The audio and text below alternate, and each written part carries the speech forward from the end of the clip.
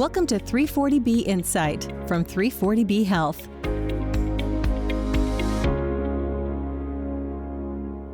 Hello from Washington, D.C., and welcome back to 340B Insight, the podcast about the 340B drug pricing program. I'm your host, David Glendinning, with 340B Health. Our guest for the first episode of the 2024 season of 340B Insight is Danielle McPherson with Mercy Health. Mercy is one of the 6 health systems featured in 340B Health's annual Health Equity Report. The report includes case studies on how our member hospitals are pursuing greater equity through health access and quality improvement initiatives. We wanted to speak more with Danielle about some of the Mercy initiatives featured in that report and see what equity advice she might have for other 340B hospitals. But first, let's do a quick recap of some of the latest news about 340B.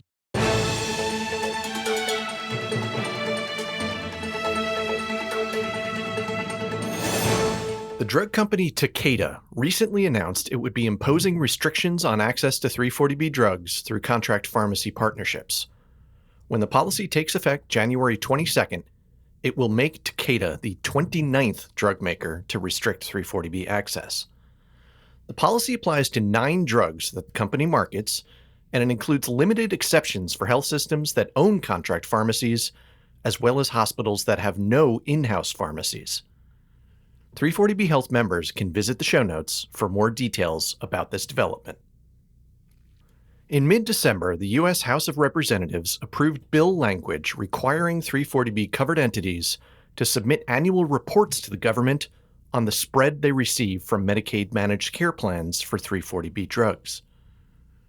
The language was part of a comprehensive healthcare price transparency and PBM reform package that the House passed shortly before its year-end recess. 340B Health successfully advocated for changes to an earlier version of the bill that would have blocked Medicaid managed care plans from paying hospitals more than the 340B purchase price, even in states with laws requiring that they do so. The House passage sends the measure over to the Senate, which is working on its own version of the Transparency and PBM reform package. The end of 2023 capped a busy year for refunds from drug companies that overcharged hospitals for 340B drugs. Drug makers posted a total of 40 notices on the Health Resources and Services Administration's website, acknowledging they had charged too much for these drugs and would be reimbursing affected hospitals.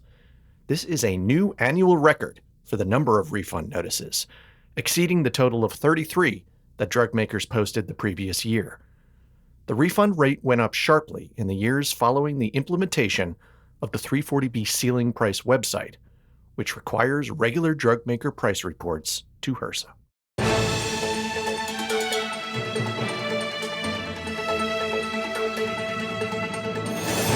And now for our feature interview with Danielle McPherson, the Executive Director of Managed Care Contracting and Operations for Mercy Health. 340B Health worked with Danielle on a case study of some of the ways Mercy Hospital St. Louis pursues health equity, including through 340B-funded initiatives. I recently sat down with her to discuss some of these efforts. Here's that conversation. I am here with Danielle McPherson with Mercy Health. Danielle, welcome to 340B Insight. We appreciate you being here. Thank you for having me. I appreciate you extending the invitation. Tell me a little bit, to begin with, about Mercy Hospital St. Louis, which we'll be speaking about today, and the patients you serve there.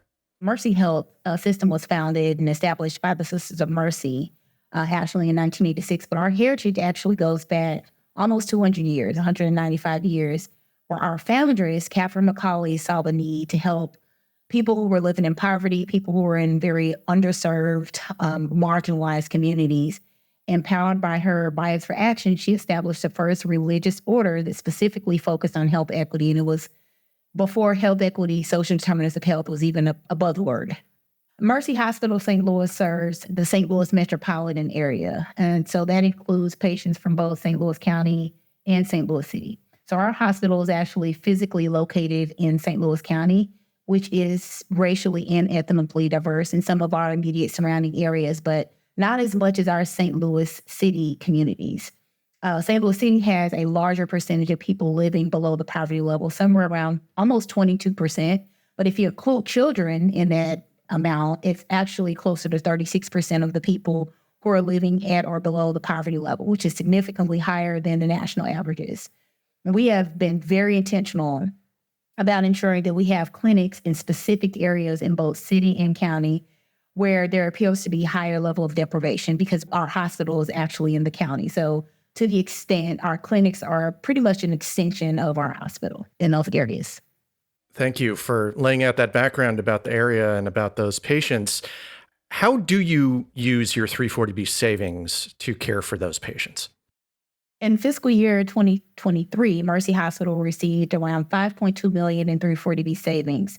So the savings were reinvested in a wide range of patient care and support. The 340B funds enable the hospital to fund and support a lot of those that were in need, a lot of the communities that were in most need, that could otherwise not have access to that level of care.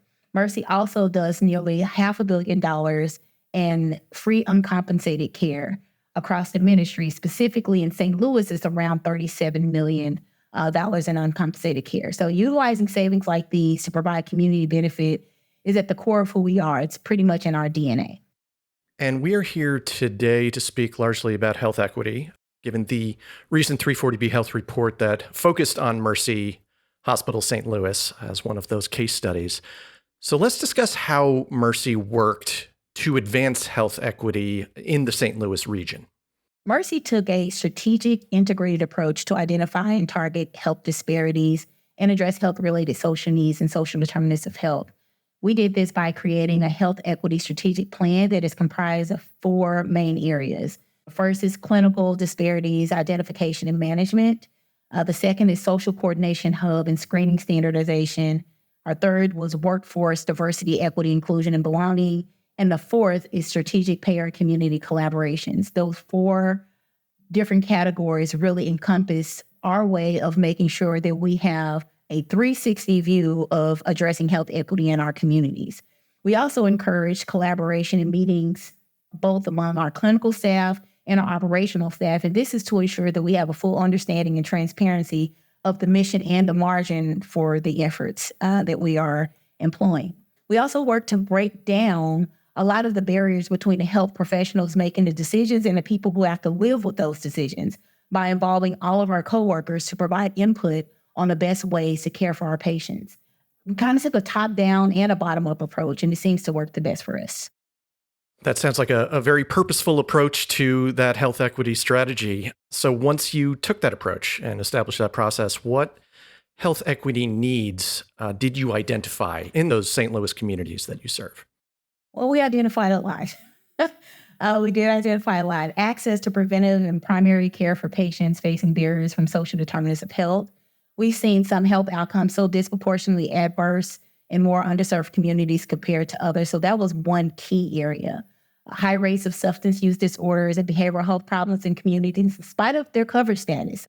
Sometimes we tend to assume that it's just underinsured or uninsured people who are suffering from behavioral health issues. What we found is that it's a wide variety of people, and it really doesn't care what type of insurance they have. The need is there. We also see the inability to afford medications that are for chronic diseases. This issue is particularly concerning because it has a propensity to drive high ED or emergency department utilization, which drives healthcare costs way out of control. So those are just a couple.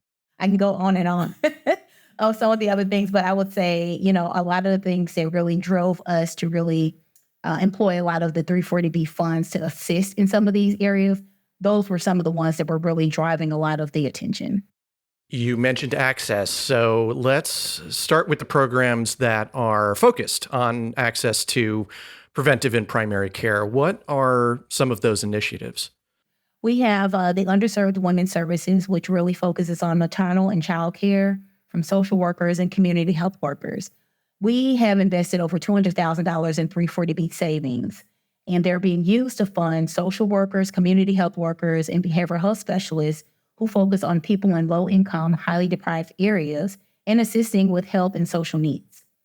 We also, in partnership with Tabernacle Church and the Tabernacle Community Development Corporation, we established a clinic in the heart of North City, which was established to focus on primary care in the underserved areas of North City. And as we mentioned earlier, St. Louis City is a highly deprived area with most zip codes well below the poverty line.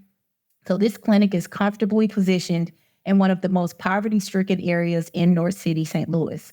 Over $316,000 were allocated to ensure primary care and preventive services are accessible to people in this particular community.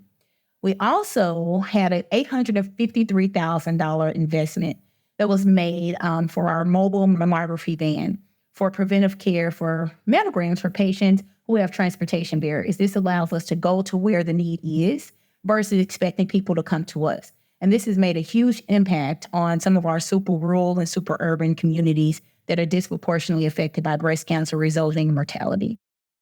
I'm hearing a lot of customized, tailored care to the community there, which is great. You mentioned the large need in the area for behavioral health services, substance use disorder treatment. How did Mercy approach those issues? Well, this is definitely a big focus for us right now, especially in the health equity space. Over $1.1 million of 340B funds used to address behavioral health and substance abuse. We have a couple of programs that I do want to highlight. The Virtual Medication Recovery Program, which is an emergency department-based screening and therapy initiation that treats opioid disorder. At the point of the initial contact in the ED, patients are 66% less likely to return to the ED, which contributes to overall decreased healthcare costs. This program has also been instrumental in reducing mortality in this patient population. So this is key. And I will say we've seen a influx of a lot of these behavioral health patients since the pandemic. And it was almost taboo in the past. I think people are starting to embrace it a little bit more, which gives people more hope and gives people more ability to actually go and seek help. So these type of programs have really been helpful, especially with this particular patient population. We also have, we call the Beacon Project, but Beacon stands for Building Engagement to Address Complex Needs. And this is in partnership with Behavioral Health Network of Greater St. Louis. Our 340B funds are used to provide social workers and behavioral health specialists to help patients with extreme cases of healthcare utilization. So these are our more complex patients, and it's used to help them navigate the healthcare system because it can already be overwhelming for, anybody who's not dealing with behavioral health issues. So on top of that, they need that assistance to help navigate through the healthcare system. It's wonderful to hear of all of the ways you're using 340B dollars to support those services in the community. And of course, 340B is a drug pricing program. What are the ways that Mercy helps patients in need with the costs of their prescription drugs? Well, for starters, Mercy used $2.1 million in 340B funding to offset costs of expensive drugs through our outpatient infusion centers and our retail specialty pharmacy services. We also have collaborative relationships with Dispensary of Hope, which gives free medications for uninsured patients. We pay Dispensary of Hope an annual fee funded through the 340B savings to access free drugs through the Dispensary of Hope medication inventory that can assist in providing certain drugs free to our patients in need. Technically, that's a lot of where a lot of people stop. It's just offsetting the high dollar cost drugs. That's enough. I mean, honestly, that would be a benefit to a lot of people. But I think what's helpful with this 340B and the savings that we yield from it, we are able to go even above and beyond just paying or offsetting the drugs. We can actually help people with those socioeconomic factors that's also preventing them from attaining their highest level of care. Sounds like you are having some great success in the St. Louis area for getting patients healthy and for keeping them healthy. Does Mercy have plans for how these programs might grow, evolve, change going forward? Mercy St. Louis Hospital is our North Star and guiding light for formalizing ways to discern the need and disperse the funds for the rest of the health system. This is not to say that we're not using 340B funds in our other communities or the states, because we absolutely are.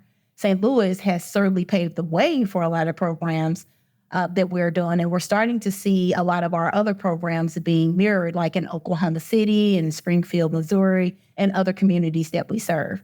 Our future plan is to mirror the formalization of our 340B committee in St. Louis and spread ministry-wide. This is the benefit and standardization in how we approach evaluating the 340B funds. But still understand every community will have its own set of challenges and potential solutions. So we will always customize to fit the uniqueness of each community we serve.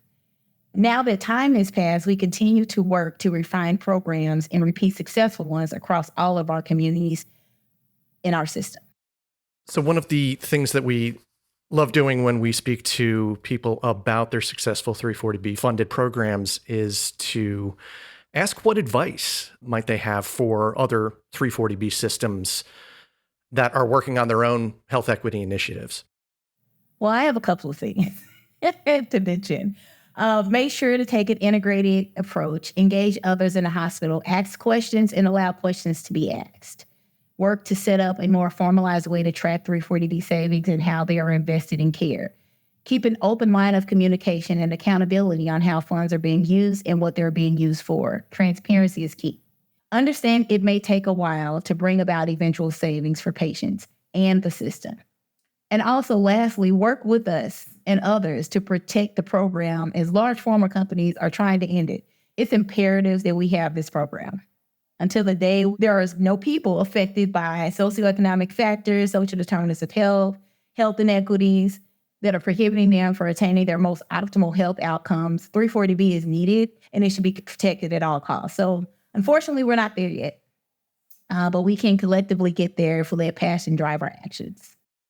Wonderful. Well, we love to hear that advocacy piece. And of course, the more successes we see in 340B, the more we hear about the need to protect the program from all challenges. So, Danielle, I really appreciated speaking with you about this. Thank you for your participation in the Health Equity Report. Thank you for everything you and your system do for your patients. And I appreciate you being here.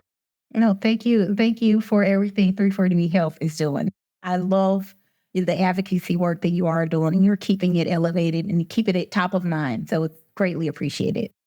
Our thanks again to Danielle McPherson for sharing some of her passion for health equity with us and describing how 340B health systems such as Mercy are leading the way on this crucial issue.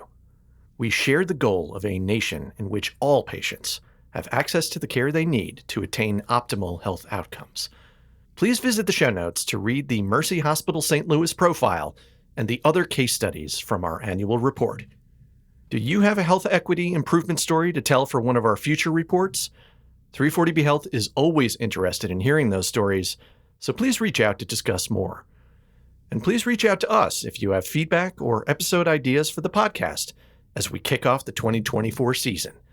You can email us at podcast@340bhealth.org. Happy New Year. We will be back in a few weeks with our next episode. As always, thanks for listening, and be well.